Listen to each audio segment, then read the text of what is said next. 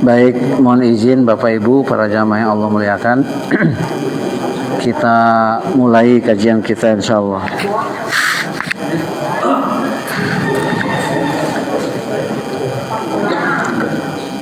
A'udzu billahi samiil 'aliim minasyaitonir rajiim.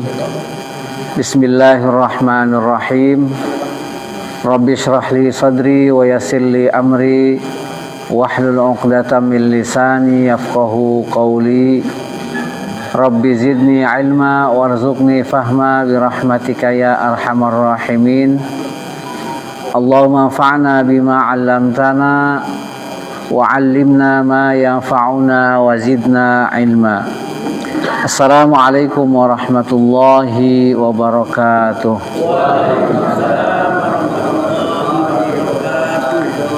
Alhamdulillah wassalatu wassalamu ala Rasulillah Muhammadin bin Abdillah wa ala alihi wa ashabihi wa mawala amma ba'd. Para hadirin hadirat jamaah Masjid Al-Hikmah yang Allah muliakan, puji syukur kita panjatkan pada Allah Subhanahu wa taala, yang mana atas segala nikmatnya Allah masih memberikan kesempatan kepada kita untuk mengisi waktu kita dengan kebaikan dan ketaatan pada Allah Subhanahu wa taala. Salawat dan salam semoga senantiasa tercurah limpah kepada Rasulullah sallallahu alaihi wasallam, keluarganya, sahabat, tabi'in dan tabi'in, serta mudah-mudahan kita semua termasuk umat beliau yang mendapatkan syafaatnya. Amin ya Allah rabbal alamin. Selanjutnya, pada pagi hari ini insyaallah kita akan bersama-sama membaca, mengkaji dan mentadaburi surat At-Tahrim mulai ayat 10 sampai ayat 12 insyaallah. Sekali lagi, surat At-Tahrim ayat 10 sampai dengan 12. Silakan Bapak Ibu yang memegang mushaf Al-Quran bisa melihat, membuka surat At-Tahrim, ada di juz 28 ya. At-Tahrim ya. Nah, ayatnya dari 10 sampai 12 insyaallah. Baik, atau mungkin juga bisa membukanya lewat aplikasi. Silahkan. Baik, mohon izin kami bacakan dulu ayatnya. Setelah itu silakan Bapak Ibu mengikuti bacaan supaya kita semua mendapatkan pahala membaca Al-Quran pada pagi hari ini. A'udzu billahi minasy syaithanir rajim. Silakan Bapak Ibu.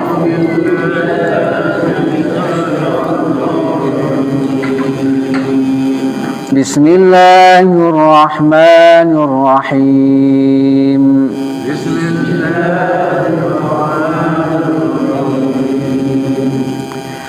ضرب الله مثلا للذين كفروا امرأة نوح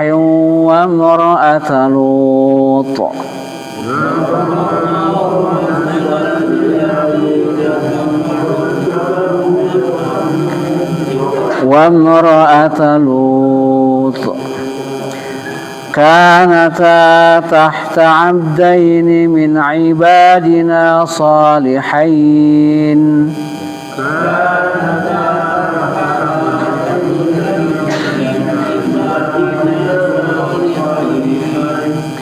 فخانتاهما فلم يغنيا عنهما من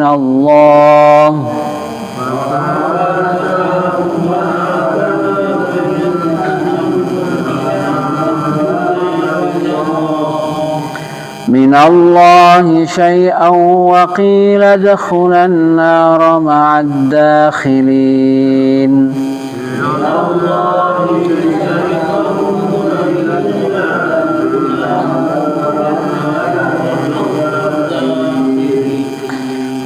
وضرب الله مثلا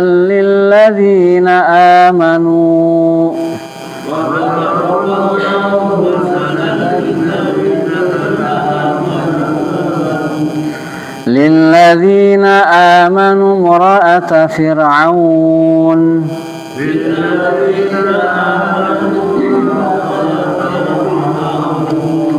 إذ قالت رب ابن لي عندك بيتا في الجنة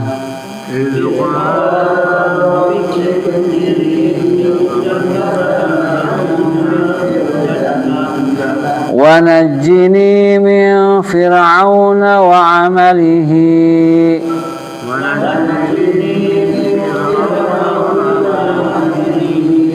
ونجني من القوم الظالمين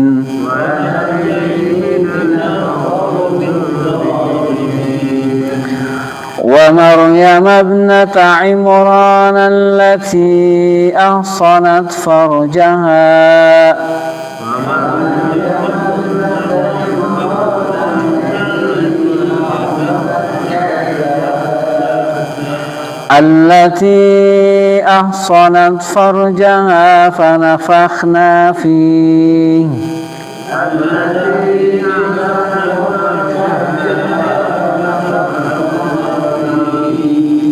فنفخنا فيه من روحنا وصدقت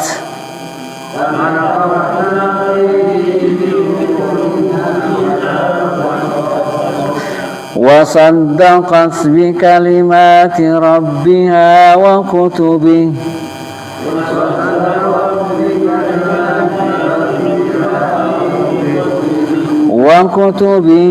وكانت من القانتين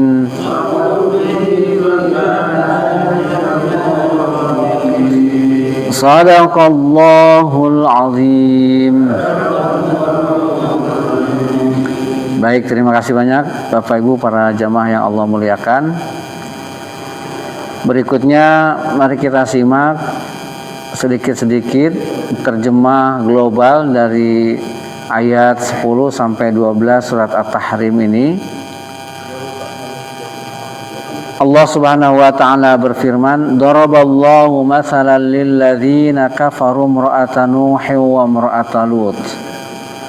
Allah membuat perumpamaan, membuat contoh bagi orang-orang yang kafir adalah istri Nabi Nuh dan istri Nabi Lut.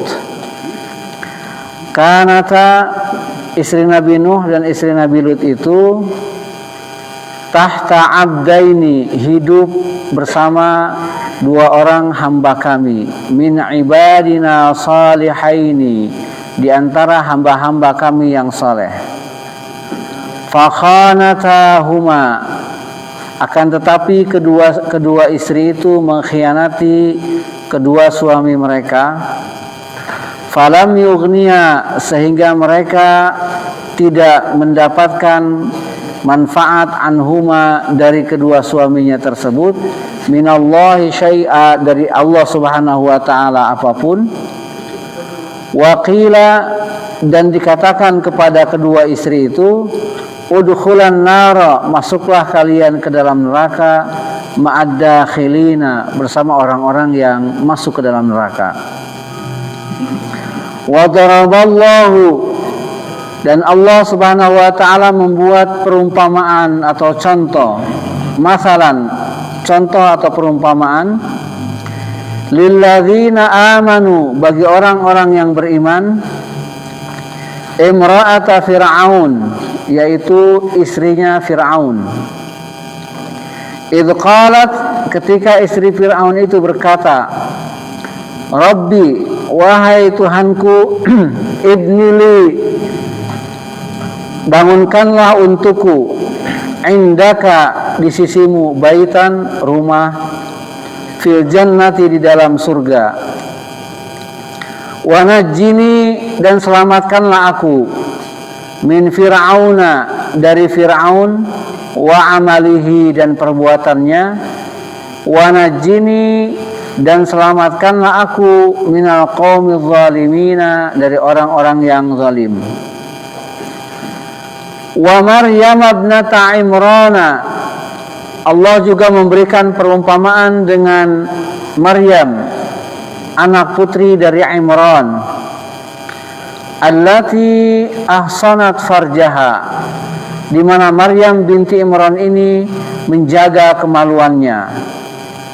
Fanafakhna fihi, maka kami tiupkan pada Maryam, pada kandungan Maryam itu, mirruhina, di antara roh kami, wasaddaqat, dan ia membenarkan, bikalimati rabbiha, terhadap kalimat-kalimat Tuhannya, wa kutubihi, serta kitab-kitabnya, wa kanat minal qanitin, dan Maryam ini termasuk orang-orang yang ahli ibadah.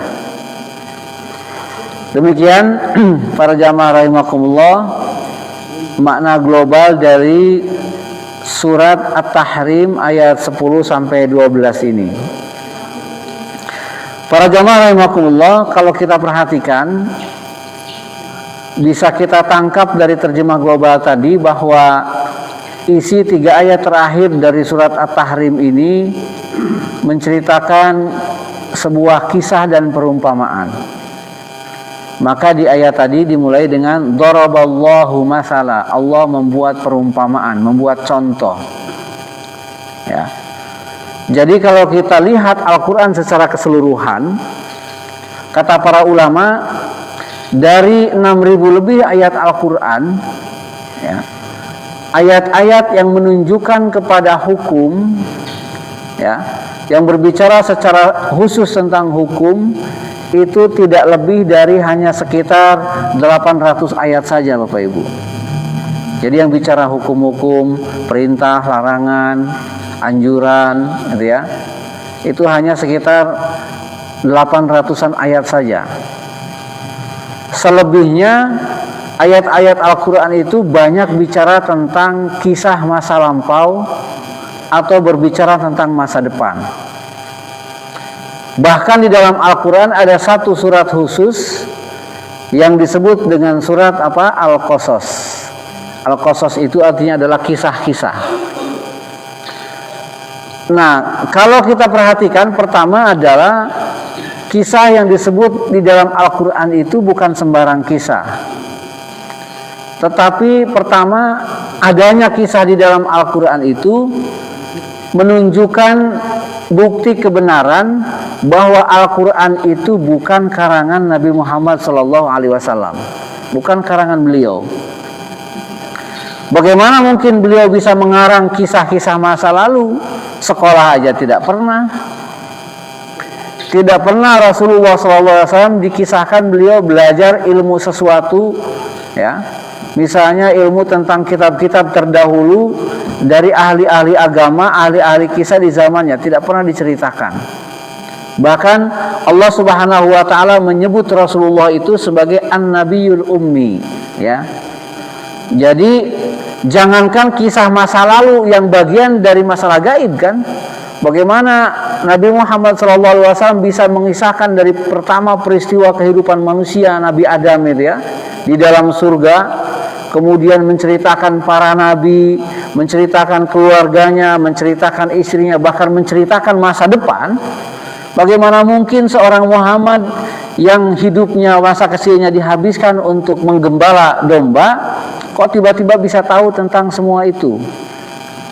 Jadi kalau Nabi Muhammad itu sejak kecil dikenal belajar begitu, pinter, bisa membaca, bisa menulis, maka orang-orang layak menuduh bahwa Al-Quran itu adalah karangan Nabi Muhammad. Karena memang dari awalnya ahli, misalnya gitu. Kalau Nabi Muhammad sejak awal ahli syair, maka pantaslah orang menuduh bahwa Quran itu karangan Nabi Muhammad. Memang dari awal Muhammad itu jago membuat syair misalnya begitu. Maka pantas ketika membawa sesuatu yang disebut Quran itu Muhammad bisa karena memang jago. Faktanya tidak begitu. Faktanya orang-orang Mekah mengetahui Nabi Muhammad itu tidak pernah belajar. An-Nabiyul Ummi dalam Al-Quran. Tidak mengetahui ilmu di zamannya. Itu ya. Allah Subhanahu wa taala sengaja menjaga Rasulullah SAW itu dalam kondisi ummi tadi itu. Mengapa? Ketika Nabi Muhammad hidup tidak tahu apa-apa, kemudian pada saat usia 40 tahun beliau didatangi malaikat Jibril, jamaah yang Allah muliakan. Lalu Nabi Muhammad mendikir bahwa beliau dapat wahyu dari Allah Subhanahu wa taala, yang isi wahyu itu sangat tidak mungkin dilakukan oleh seorang Muhammad yang penggembala kambing tadi, maka yakinlah bahwa yang dibawa oleh Nabi Muhammad itu betul-betul wahyu, bukan karangan Nabi Muhammad. Ini tuduhan-tuduhan para orientalis, Bapak Ibu, sangat kencang di sini. Mereka tujuannya ingin membuat keraguan-raguan kepada kita bahwa Al-Quran itu bukan wahyu tapi karangan Muhammad. Katanya dulu Nabi Muhammad itu pernah belajar dengan seorang pendeta, ya, pernah belajar seorang pendeta tentang kisah masa lalu dan segala macamnya. Dan ini tidak terbukti dari sejarah. Tetapi ketika Rasulullah mendeklar bahwa beliau mendapatkan wahyu yang ternyata kandungan terbesar wahyu di dalam Al-Quran tadi itu berisi kisah-kisah masa lampau. Jadi bisa kita bayangkan seorang anak gitu ya, tidak pernah sekolah, tidak pernah baca medsos, tidak pernah pesantren, tiba-tiba bicara sesuatu tentang masa lampau gitu. Wah, itu langsung viral di kita.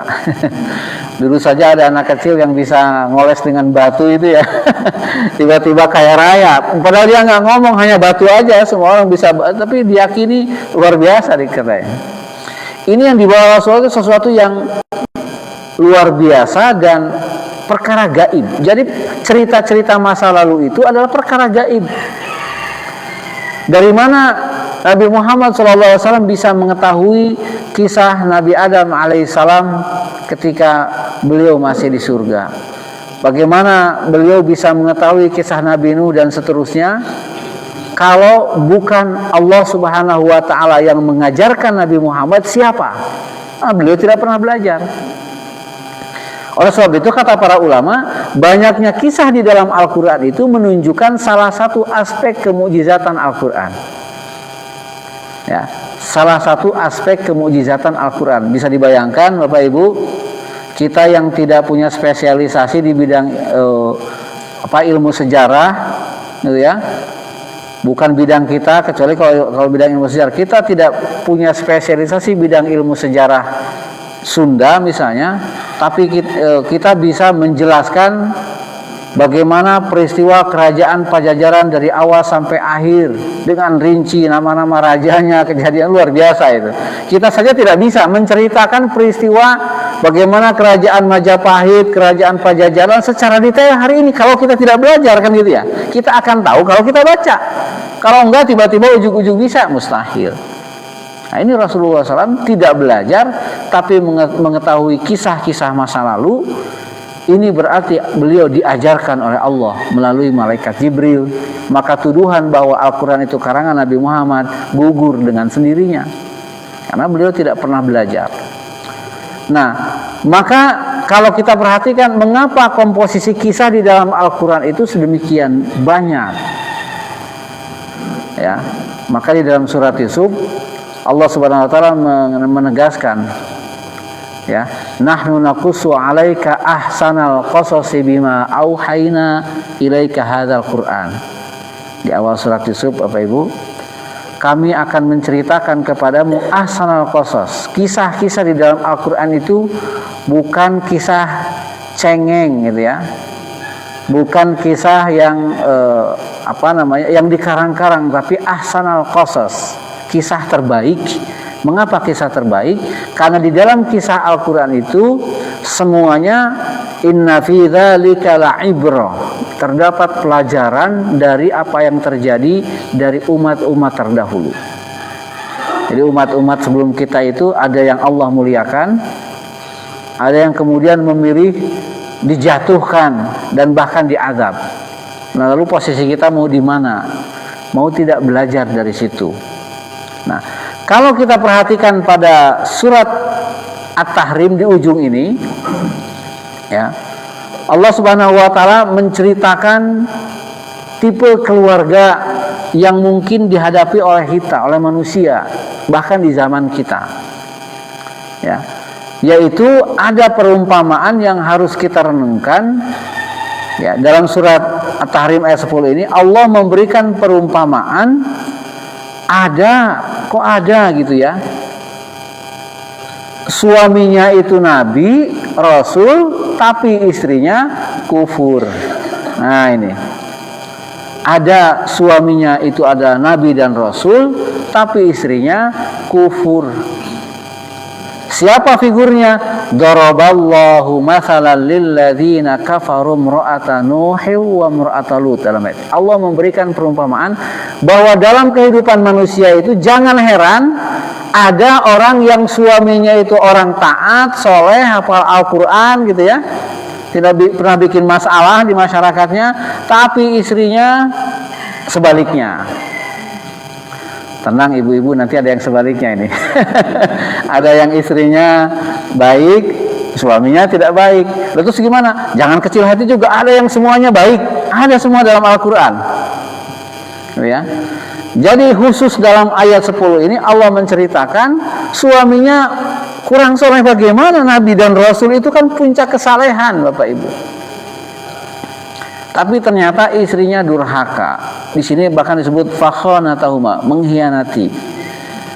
Jadi Nabi Nuh alaihissalam ya, dikisahkan selama beliau berdakwah sampai ujungnya kemudian beliau diperintahkan membuat kapal itu, justru yang menentang dakwah itu bukan orang lain.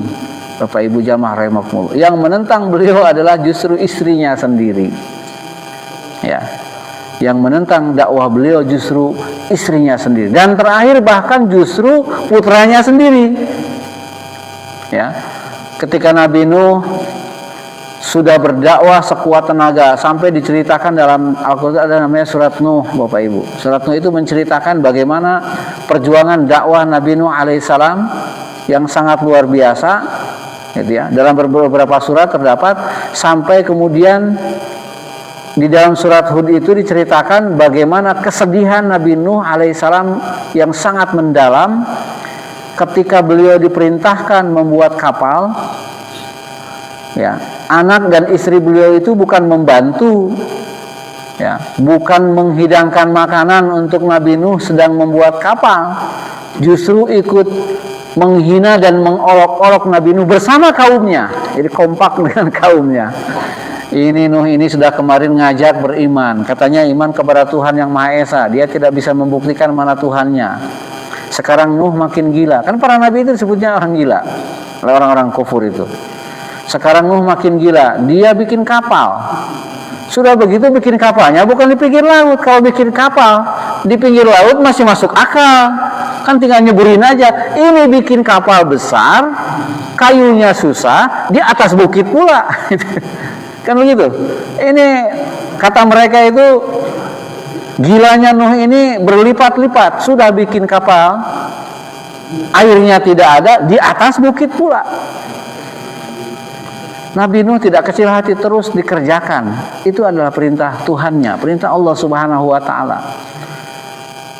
Banyak orang yang diajak bukannya membantu, malah makin mengolok-olokkan. Sampai kemudian kapal itu selesai dibangun, dibuat dengan sempurna.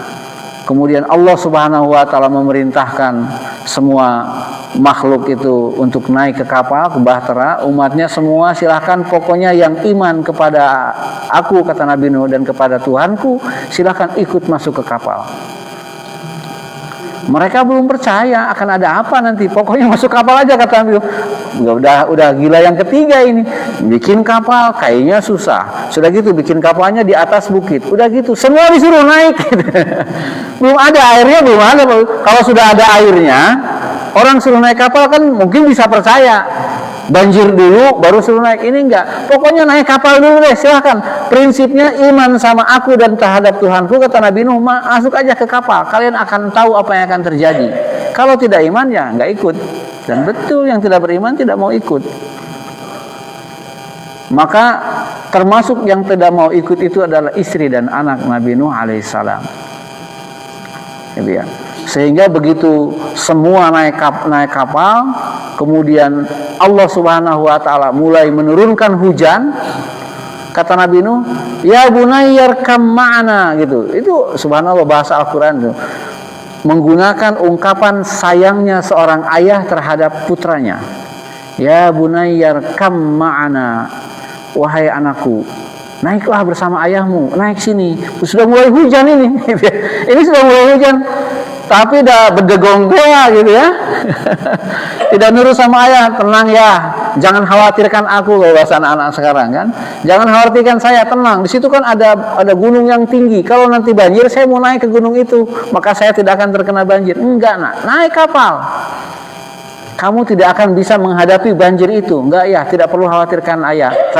Ayah naik aja dengan orang-orang yang iman kepada ayah sana. Saya jangan dipikirkan, saya bisa lari ke atas bukit. Jawabannya begitu. Dan hujan itu betul berhari-hari tidak berhenti sampai terjadi banjir. Dan tentu saja sebagai seorang ayah, Nabi Nuh tidak tega melihat putranya. Sampai kemudian Allah SWT mengingatkan, "Innahu laisa min ahlik." Nuh, jangan sedih dengan sikap anakmu. Innahu laisa min ahlik. Sesungguhnya dia bukan keluargamu. Nah, jadi pada akhirnya kalau berbeda iman, berbeda akidah, ikatan darah itu tidak ada artinya. Innahu laisa min ahlik. Jangan sedih Nuh. Sesungguhnya dia itu bukan anak, bukan keluargamu, tinggalkan saja. Dan betul ketika badai terjadi, ya, putra Nabi Nuh alaihissalam ini tidak bisa lari ke bukit yang disebutkan karena hujannya, airnya menutupi bukit, semua tenggelam, termasuk juga istrinya Nabi Nuh. Sehingga istri Nabi Nuh ini menjadi simbol perumpamaan contoh wanita yang kufur padahal suaminya orang yang soleh, gitu ya. Demikian pula istri Nabi Lut, Bapak Ibu. Istri Nabi Lut itu juga justru menjadi pengkhianat terhadap suaminya.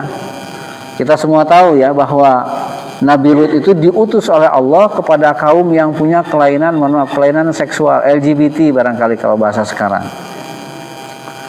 Jadi mereka betul-betul di dalam Al-Quran diumpamakan, wah sangat luar biasa rusak. Mereka betul-betul terang-terangan, kami ini laki-laki tapi kami tidak menyukai perempuan. Kata Nabi Lut, ini saya punya anak gadis-gadis perempuan cantik-cantik. Ya, kalian ambil, kalian nikahi, jangan kalian sukai sesama jenis. Gak mau, tetap suka sama laki-laki, sama jenis.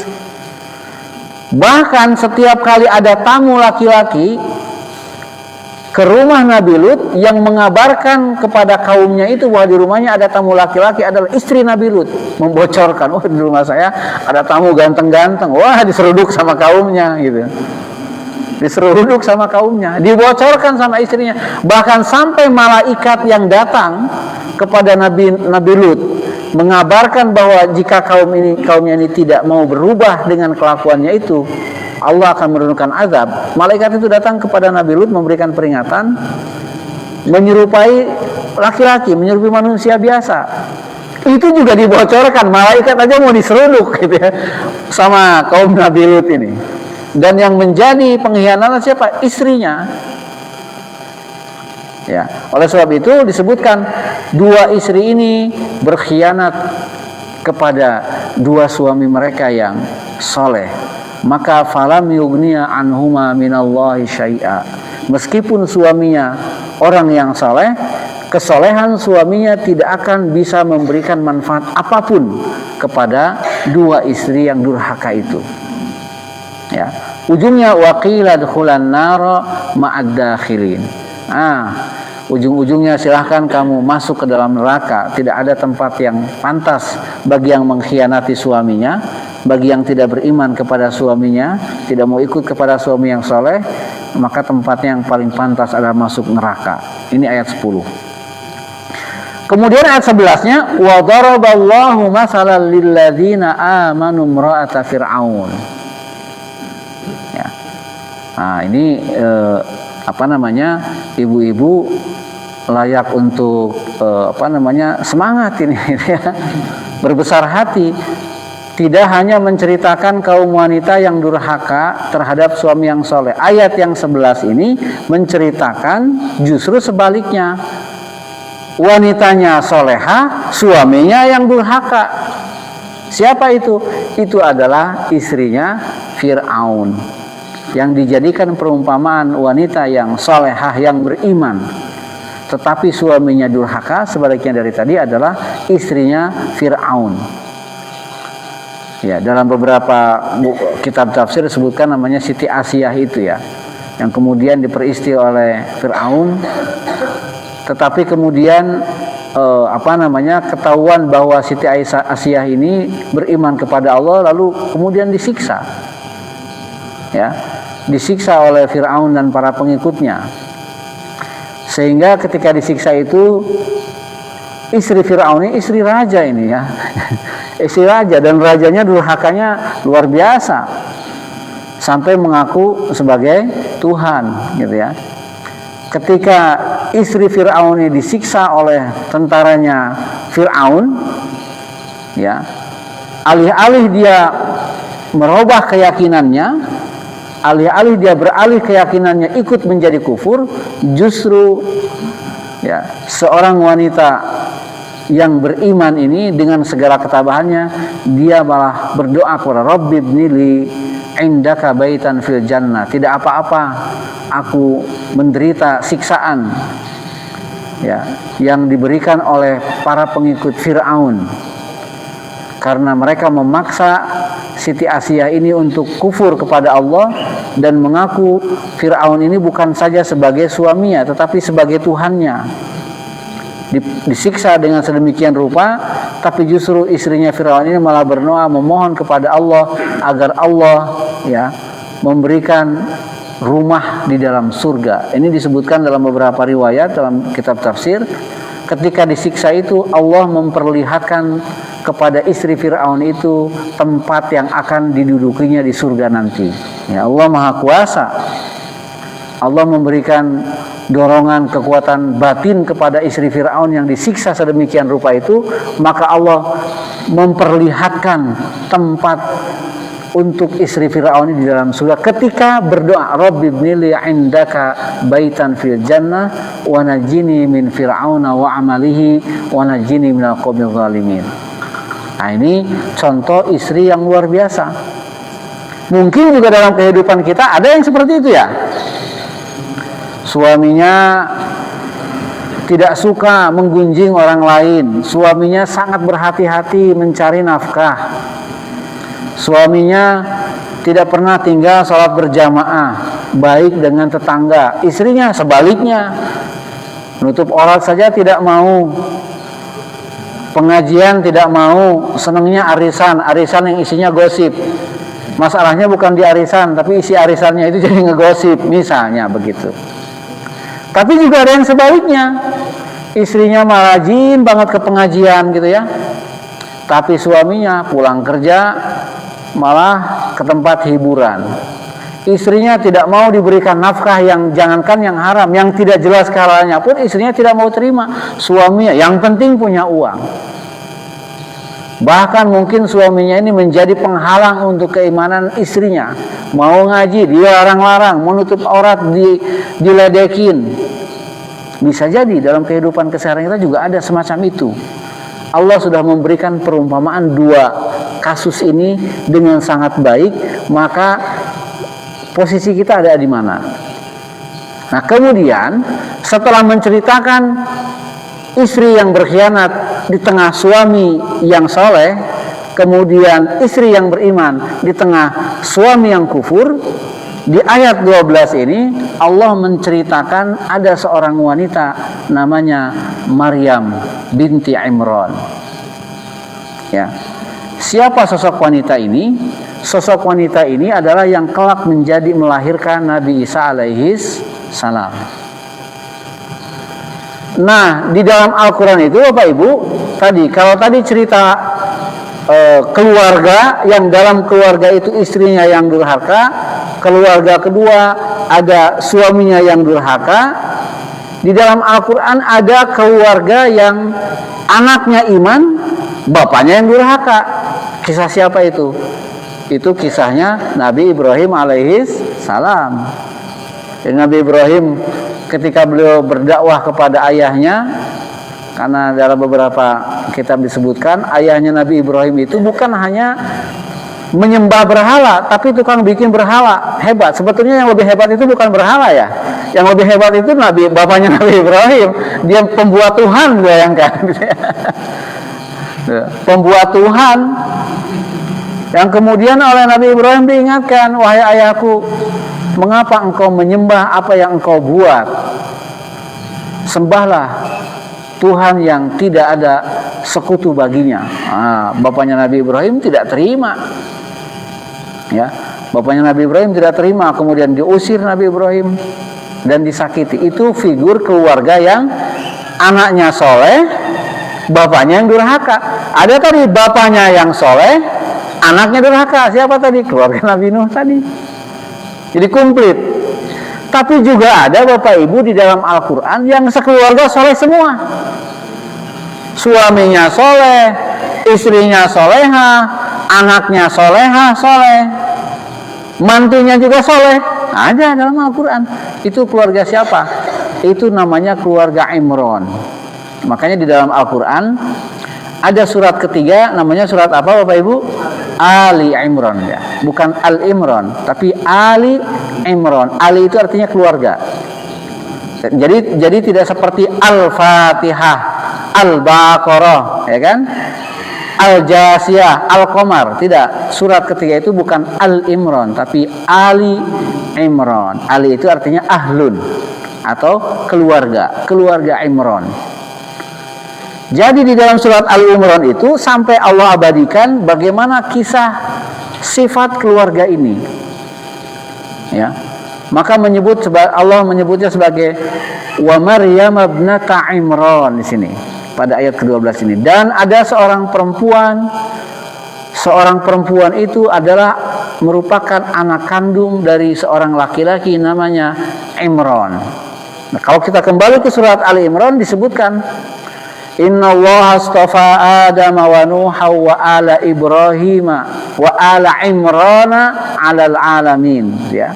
Allah itu sudah memilih Nabi Adam, Nabi Nuh, keluarga Nabi Ibrahim, wa ala Imrana, dan keluarga Imran ini sebagai figur-figur terbaik alal alamin bagi seluruh alam. Jadi memang Allah sudah memilih keluarga Imran ini sebagai figur keluarga yang luar biasa, yang ideal, itu yang kita inginkan.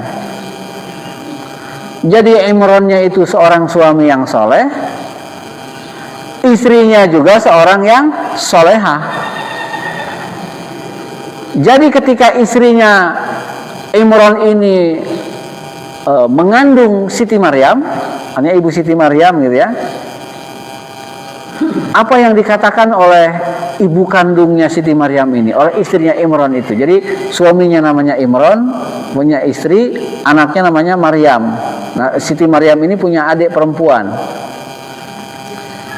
Ketika istrinya Imran ini mengandung, dan waktu itu kan belum ketahuan apakah laki-laki atau perempuan, maka kemudian istrinya Imran ini atau ibunya Siti Maryam berkata, Rabbi ini nazartu laka ma fi batni muharraran fataqabbal minni. Ya Allah, aku berdoa kepadamu ingin agar anak yang aku kandung ini menjadi orang yang saleh, yang berbakti kepadamu, maka kabulkanlah doa kami. Jadi doa yang dipanjatkan oleh istri Imran itu seperti itu. Maka lahirlah Siti Maryam alaihassalam. Ya, dan tentu di dalam ayat ini Dan di dalam surat Ali Imran dijelaskan bagaimana kehebatan Siti Maryam. Siti Maryam dikenal dengan seorang wanita yang ahli ibadah. Bahkan di dalam Al-Quran ada satu surat khusus namanya surat Maryam. Ya. Jadi agama Islam, Al-Quran ini sangat menghormati Siti Maryam sebagai wanita soleha, ahli ibadah, dan ibu kandung dari Nabi Isa alaihi salam, ibu kandungnya. Gitu ya. Nah, di keluarga ini selain Siti Maryam yang ahli ibadah, Siti Maryam punya adik. Adiknya Siti Maryam ini menikah dengan seorang nabi juga, Nabi Yahya. Jadi itu sekeluarga luar biasa. Suami, istri, anak, mantu, semuanya orang beriman dan orang soleh. Mudah-mudahan keluarga kita seperti itu, Bapak Ibu ya. Nah, kemudian yang istimewa dari Siti Maryam itu apa? Selain beliau itu ahli ibadah, Siti Maryam adalah wanita yang pandai menjaga kehormatannya. Maka dalam ayat ini, wa Maryam ibnata Imran allati ahsanat farjaha.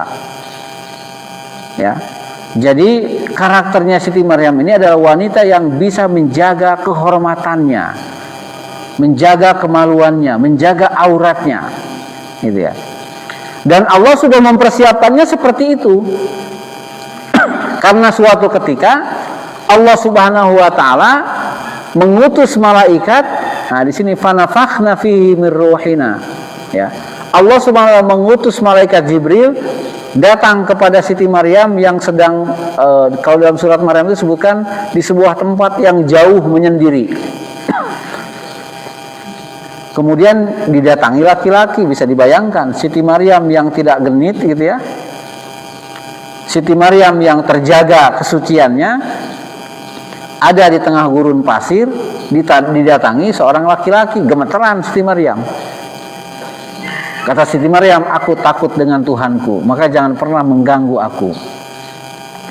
Siti Maryam tidak tahu kalau yang datang itu malaikat Jibril. Mohon maaf Bapak Ibu.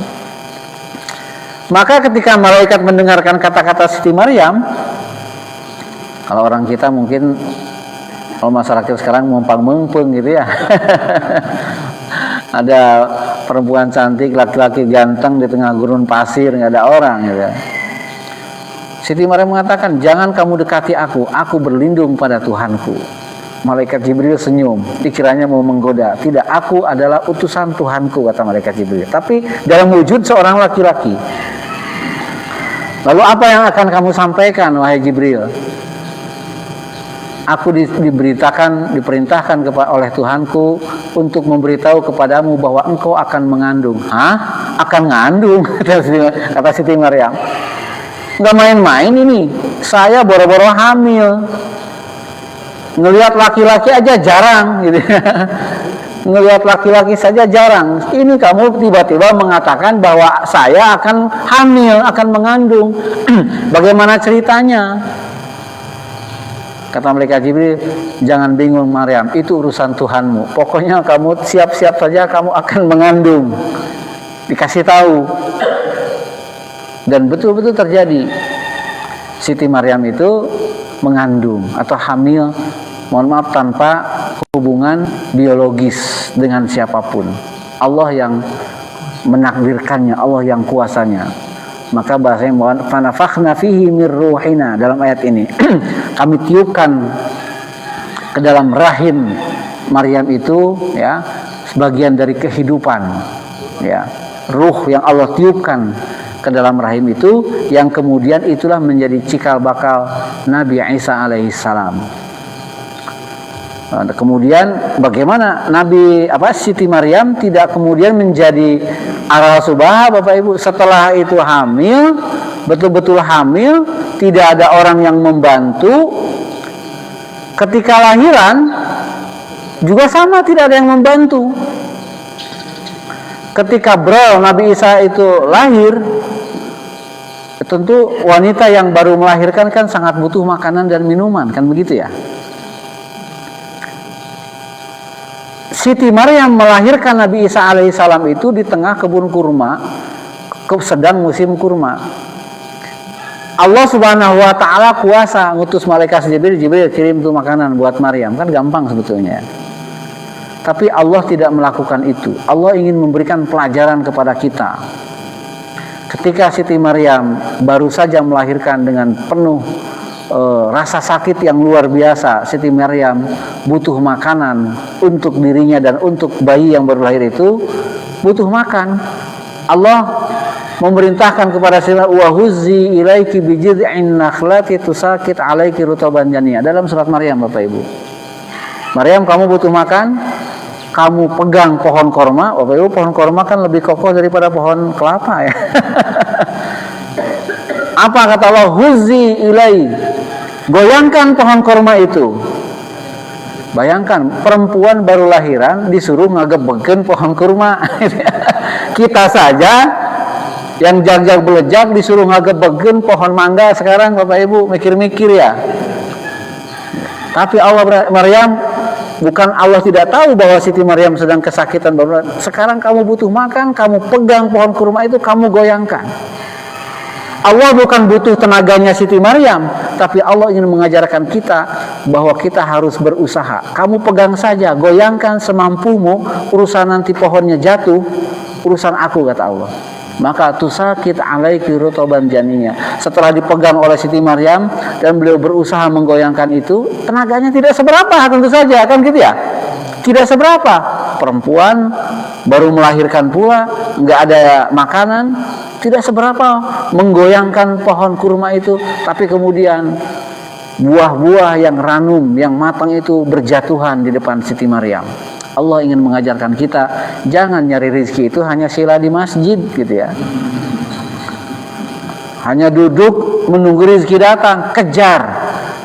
Apalagi badannya masih sehat gitu ya. Jag-jag belejak, waktunya banyak, kerjaan meminta-minta. Tidak, kejar rezeki itu. Siti Maryam yang dalam keadaan lemah saja Allah perintahkan berusaha. Hasilnya Allah yang jamin. Nah, itu pelajarannya. Nah, oleh sebab itu di sini disebutkan Allah Subhanahu wa taala menyanjung Siti Maryam itu, wasaddaqat bi kalimati rabbiha wa kutubihi wa kanat minal qanitin. Dan Nabi Siti Maryam ini merupakan wanita yang beriman kepada Tuhannya, kepada kitabnya, dan juga merupakan wanita yang ahli ibadah. Minal qanitin itu artinya adalah orang yang banyak beribadah. Jadi inilah Bapak Ibu para jamaah yang Allah muliakan, figur bagaimana kita melihat kisah di dalam Al-Quran itu ada pelajaran yang luar biasa, ada hikmah yang besar di situ. Dimana tentu saja kita berharap sebagai manusia biasa yang banyak kekurangan, tentu saja kita mengharapkan sebuah keluarga yang tadi itu semuanya beriman, bapak dan ibu sama-sama beriman, sama-sama dekat dengan Allah Subhanahu wa taala. Tentu saja berharap putra-putrinya juga beriman, kan begitu. Kita memberikan contoh sebelum apapun, kita berikan contoh kepada anak kita bahwa mereka punya ayah dan ibu adalah orang yang beriman. Kalau kita ingin anak-anak kita menutup aurat, kita berikan contoh kepada anak-anak cucu kita bahwa mereka punya kakek dan nenek itu orang-orang beriman, orang yang suka menutup aurat. Kalau kita ingin anak-anak cucu kita tidak makan yang haram, maka kita kenalkan kepada mereka bahwa mereka punya kakek nenek itu orang yang tidak sembarang memakan rezeki yang tidak jelas kehalalannya. Maka dengan cara itulah kita bisa menjaga keluarga kita dari hal yang paling prinsipil, dari rezeki yang kita pastikan halal, dan kita menjauhi rezeki yang tidak jelas kehalalannya, apalagi rezeki yang jelas haram. Oleh sebab itu, orang yang beriman tentu saja kondisi apapun tidak akan sampai terjebak ke dalam judi online yang lagi merebak, Bapak Ibu. Dan ternyata sebagian besar pelanggannya itu kayaknya umat Islam itu. Apa kabarnya dengan tadarus Al-Qur'annya? Apa kabar dengan sholat 5 waktunya? Apa kabar dengan saum Ramadannya? Dan nah ini kita berharap, berdoa mudah-mudahan pemerintahan baru kita ini, pemimpin kita baru ini serius menangani masalah itu. Sudah banyak korbannya, ternyata yang terlibat orang dalam juga gitu ya. Aduh, dari dulu penyakit itu yang susah diobati itu ya kalau di badan sendiri ternyata. Nah itu ya, ya betul. Ternyata terbukti sekarang kantor kementeriannya baru 10 hari digerebek oleh puluhan polisi, ternyata di dalam itu juga yang terlibat. Maka kita doakan mudah-mudahan serius menangani ini, adalah penyakit yang luar biasa yang membahayakan kehidupan masyarakat baik umat Islam apapun agamanya ya. Judi itu pasti merusak. Demikian yang dapat kami sampaikan para jamaah rahimakumullah. Mudah-mudahan ayat ini menginspirasi kita untuk menjadikan keluarga kita yang soleh dan beriman. Baik, sebelum kami tutup silakan Pak Haji, ada pertanyaan. Jadi pertanyaannya ada beberapa, Ustaz. Pertama, Nabi Nuh dan Nabi Lut itu diangkat menjadi nabi apakah setelah berkeluarga atau masih bujang? Pertama. Kedua, apa alasan istrinya itu tidak beriman? Kalau Rasulullah SAW umpamanya ada alasannya, umpamanya Nabi itu kan ada alasannya bahwa dia tidak beriman itu bukan apa, karena takut dan merasa malu gitu. Nah ini pertanyaannya, alasannya dua istri ini tidak beriman kenapa gitu? Ya. Yang ketiga, nah istrinya Fir'aun ini dia beriman itu di zaman Nabi siapa? Sementara kan Musa dihantar pada zaman itu. Ya. Sementara dia beriman tuh kepada Nabi siapa gitu? Yang terakhir kisah tadi. Ya. Ya. Kita ketahui yang saya pernah dengar dan kisah itu bahwa Siti Maryam ini sebelum hamil itu dia mendapatkan rezeki itu dalam ruangan dari surga langsung. Ya. Kenapa setelah dia melahirkan bahkan disuruh susah payah sama Allah? Nah ini kan menjadi seperti kok Allah seperti itu, sementara dia belum melahirkan mudah rezekinya. Setelah melahirkan malah disuruh bekerja dulu baru ada rezeki. Mungkin itu aja pertanyaan. Ya, baik. Pertama kalau terkait pertanyaan pertama, apakah Nabi Lut itu menikah setelah menjadi nabi ya? Menjadi nabi itu apakah setelah menikah atau sebelum menikah? Itu tidak banyak dikisahkan. Termasuk misalnya dalam ada kitab yang sangat terkenal itu namanya Qasasul Anbiya, itu karangan Ibnu Katsir. Itu banyak menyebutkan bagaimana kisah para nabi, tapi tidak mendapatkan riwayat apakah pernikahannya itu sebelum menjadi nabi atau setelah menjadi nabi. Jadi wallahu alam, kami tidak bisa atau belum menemukan jawaban semacam itu. Yang kedua terkait keimanannya, pertama memang selalu ada urusan iman itu kan tentu saja urusan hidayah. Yang kedua ada faktor sosialnya, gitu ya. Faktor sosial yang dihadapi oleh Nabi Nuh ya dan masyarakatnya, keluarganya ketika itu sama seperti juga yang dihadapi oleh masyarakat sebelumnya terkait dengan tadi pergaulan di masyarakat dan rasa gengsi. Jadi istrinya Nabi Nuh ini gengsi gitu ya, karena suaminya dianggap gila dia dihukumi oleh masyarakat luas, siapa yang bisa tahan gitu ya. Kata orang banyak, suami kamu itu gila gitu. Kata orang banyak, suami kamu itu ngaku yang aneh-aneh tapi tidak bisa membuktikannya, apalagi sampai kemudian harus membuat kapal. Jadi istrinya Nabi Nuh ini mengikuti pengaruh, kalau sekarang ini apa yang viral diikutilah begitu ya. Jadi lebih banyak terpengaruh oleh kondisi lingkungannya yang sudah mengecap Nabi Nuh. Bayangkan saja Bapak Ibu, itu yang iman kepada Nabi Nuh itu tidak banyak, hanya puluhan orang, iya kan? Sangat sedikit, hanya puluhan orang. Bisa dibayangkan yang lainnya pada kemana? Yang lainnya kufur dan kemudian membuli, kalau bahasa sekarang, membuli Nabi Nuh alaihissalam, sehingga menjadikan tekanan batin bagi istrinya ya. Dia tidak mau kemudian ikut dicap gila seperti orang-orang mencap gila terhadap suaminya ya, tentu selain faktor hidayah tadi. Kemudian terkait dengan masalah pertanyaan ketiga Siti Maryam ya, betul dalam surat Ali Imran, istrinya Fir'aun dulu. Oh ya, istrinya Fir'aun itu memang Fir'aun itu Bapak Ibu bukan satu figur. Jadi bukan satu figur, misalnya nama seseorang, tapi Fir'aun itu dinasti sebetulnya. Seperti di kita lah, kerajaan Majapahit itu kan rajanya banyak kan ya. Kerajaan Pajajaran itu kan rajanya banyak. Jadi Pajajaran itu tidak menunjukkan pada satu orang raja, tapi pada satu dinasti kan itu ya. Majapahit dan segala macam gitu ya. Nah ada yang menyebutkan pertama Fir'aun yang bertemu dengan Nabi Musa alaihissalam itu disebutkan adalah Ramses kedua, Ramses di dinasti kedua. Jadi kalau tidak salah, dinasti Fir'aun itu ada 7 dinasti. Jadi Ramses 1, 2, 3, 4, 5, 6, 7. Setiap zaman itu ada rajanya masing-masing. Sehingga misalnya yang membangun piramida ya di kota Giza di Kairo itu ya beda dengan yang membangun pusat kerajaan Fir'aun namanya di kawasan Luxor, Aswan, dekat perbatasan dengan Sudan. Itu beda dinasti dan jaraknya itu ratusan tahun. Gitu ya. Nah, yang bertemu dengan Nabi Musa alaihissalam menurut sebagian para sejarah itu adalah Ramses II, meskipun ini tidak ada sumber dari syar'inya ya, tidak ada hadisnya, tidak ada Al-Qur'annya, hanya menurut penelitian dari jasad Fir'aun yang ditemukan ya, yang disebutkan di dalam Al-Qur'an jasadnya itu ya sesuai dengan usia jasadnya itu, kemudian dengan tradisi zamannya waktu itu dan dengan peninggalannya dan dengan relief yang ditemukan, diperkirakan itu adalah Ramses kedua yang bertemu dengan Nabi Musa alaihissalam. Kemudian yang menjadi suaminya Siti Asia ini setelah Ramses kedua. Nah, ini berbeda pendapat. Ramses karena tidak disebutkan nama rajanya. Nama rajanya itu siapa tidak disebutkan.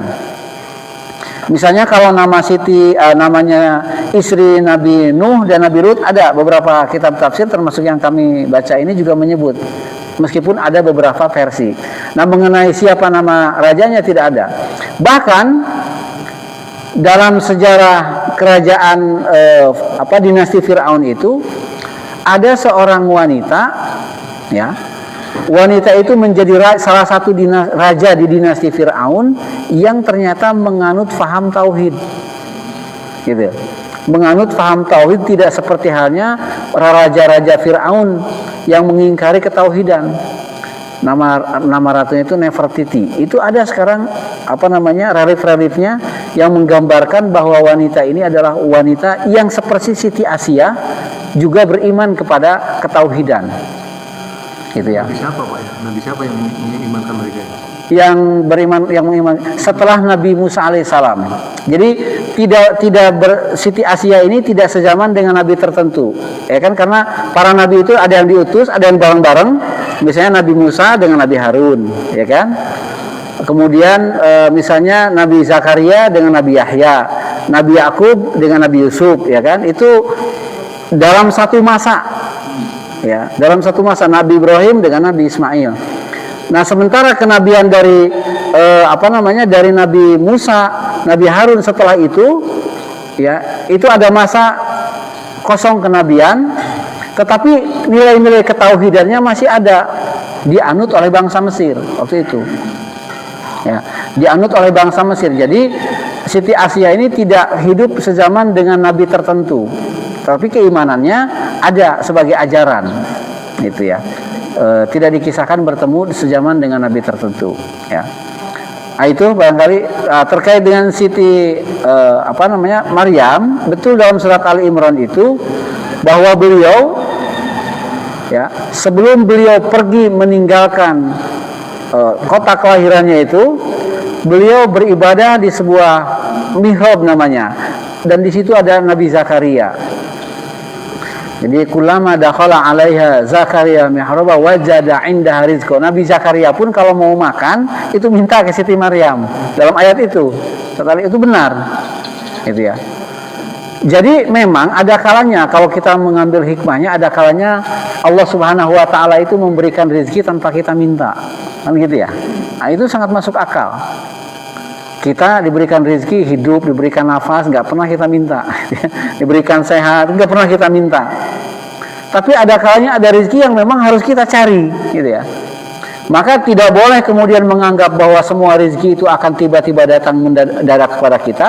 Tidak boleh juga menganggap bahwa semua rezeki itu harus selalu berdasarkan pada usaha kita. Dua-duanya ada. Ya, dalam kehidupan kita mungkin lagi sila kita tiba-tiba ada di rumah, ada aja yang ngabari, Pak baru transfer ya. Kapan? Ternyata kita pernah punya kebaikan dulu ketika masih aktif nolong orang nolong kita lagi sekarang. Bisa jadi kan gitu ya. Atau ada orang minjem uang ke kita nyerupa. Itu termasuk min haitsu la yahtasib gitu. Allah Maha Kuasa memberikan itu. Jadi ada rezeki yang Allah berikan secara tiba-tiba kepada kita. Seperti hanya yang terjadi pada kisah Siti Maryam dan Nabi Zakaria itu. Dalam surat Ali Imran itu diceritakan. Tapi dalam kasus yang kedua Allah ingin memberi pelajaran. Jangan karena kita merasa lemah kemudian malas berusaha.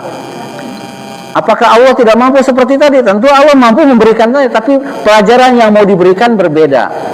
Ya, seperti anak kecil kan Bapak Ibu, ada kalanya kita usap gitu kan. Kita kasih, dia nggak ngasih uang, kita kasih. Nah, ini buat jajan. Karena kita lihat dia punya prestasi, disuruh ngambil air mau ini nak buat jajan, seneng dia. Tapi ada kalanya anak merengek pun nggak kita kasih. Minta jajan terus dari tadi sudah minta. Ada kalanya kalau kamu mau minta jajan lagi, nyapu dulu. Nah, kita bukan butuh bersihnya. Yang nggak mungkin anak kecil nyapu bersih satu rumah. Tapi anak itu ada usaha megang sapu. Oh, saya harus mengerjakan sesuatu kalau saya ingin sesuatu.